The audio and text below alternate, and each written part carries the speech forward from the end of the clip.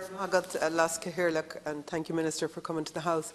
Now, as was said before, we've dealt with the pre-legislative scrutiny of this bill in the Committee of Finance, Public Expenditure, Reform and An Taoiseach. And in that committee we asked for the bill to be published as soon as possible.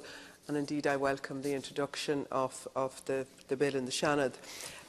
While we've seen the passage of the Data Protection Bill, this bill deals with the data implications for citizens' interactions with the state. Minister Donoghue stressed that the increased amount of state services that are being carried out online, it's therefore welcome that there will be clear guidelines for how the state agencies share personal data. As part of our Public Service 2020, there is a major push on e-governance with an e-government with more services going online. So I'd ask, is your department in contact with Minister Naughton to ensure that, as well as more services going online, that people have access to high-speed, regular broadband, as to avoid a situation where people are excluded, because services online are no use to people if the vast areas of the state still have no reliable access to high-speed broadband. In section 17 there is a reference to data sharing arrangements. Will the details of these arrangements be available to the public, and will they be subject to the freedom of information requests?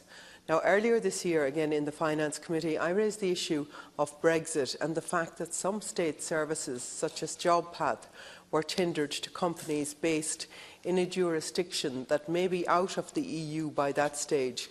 So can you give any guarantees that all companies, domestic, EU and foreign, will be subject to the provisions in this bill? Is there any provision in the bill for the logging of data sharing? And I think you actually addressed that within your speech. I think it's important so that if any audit needs to take place, there is a record for what data was shared and for what reason. I welcome the idea in the bill that there should be a citizens' portal where people can check what data of theirs has been shared between the agencies. I think that a rationale has to be provided as well for why the data was shared. Now, if a state agency asks another to pass on data to them, then there should be an express reason for this that is understandable to the citizen.